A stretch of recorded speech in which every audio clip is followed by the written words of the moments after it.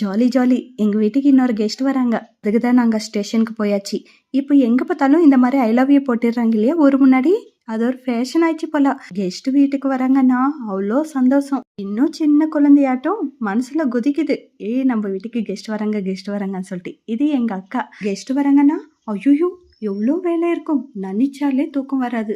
அது என்னவோ உண்மைதான். ஆனா வீட்டு ஃபுல்லா ஆளுங்க சுத்தினே இருந்தா எவ்வளோ வேலை இருந்தாலும் கஷ்டமே தோணாது. ஈஸியா செஞ்சு முடிச்சிடலாம். எனக்கு இப்படி தான் பிடிக்கும். வீடு ஃபுல்லா ஆளுங்க இருக்கணும். அக்கா ட்ரெயின்ல சாப்பிடவே இல்லை. அதனால அக்கா சாப்பிட்டாங்க. பசங்களுக்கு எல்லாருக்கும் டீ வச்சு கொடுத்துட்டோம்.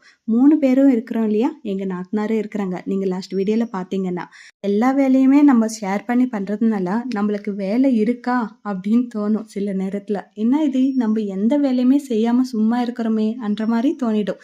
நைட்டுக்கு சிம்பிளா சிக்கன் கிரேவி செஞ்சாச்சு. தோசை ஊற்றி கொடுத்தாச்சு. எல்லாரும் ஒன்றா உட்காந்து சாப்பிட்டா அதில் இருக்கிற சந்தோஷமே வேறு.